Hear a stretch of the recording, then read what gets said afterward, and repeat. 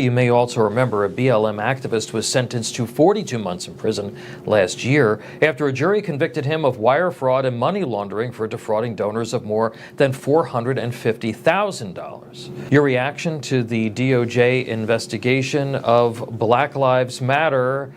This has kind of been a long time in coming. It was not going to happen during the Biden administration. No, it certainly was not. It's amazing that it took this long to investigate it. It was clearly a massive money laundering scheme from the start. Just what it did in damage to all of the cities across our great nation is astounding to me. I think that not only should they be investigated, they should be sued. They should go find and see maybe who was it, George Soros? Who exactly put the money in, and also go after them. I hope the investigation runs very deep, and we need to stop all of these things in their tracks. Maybe if we make a big enough spectacle out of this, others who would join this space would be warned not to. Yeah, Tony, shouldn't the IRS also be involved here? Because I remember that BLM donations, at one point, they were going through, I believe, Act Blue. Many of the donations that people were going to help communities were actually being funneled to Democrat candidates and other left-wing organizations.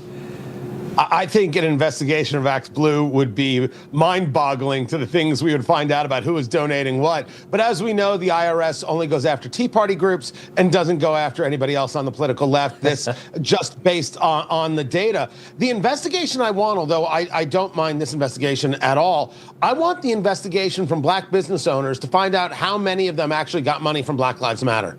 I want to know how many payments were made of the kind from major corporations that said, look, we're kind, we're good, here's our check, please don't hurt us. And how much of that money made it to Black business owners who had their businesses destroyed in Seattle and Minneapolis and Indianapolis, where I live, and all across the country, who I'm willing to bet any amount of money never received a dime in the main from any group claiming to be BLM and was there to give them support.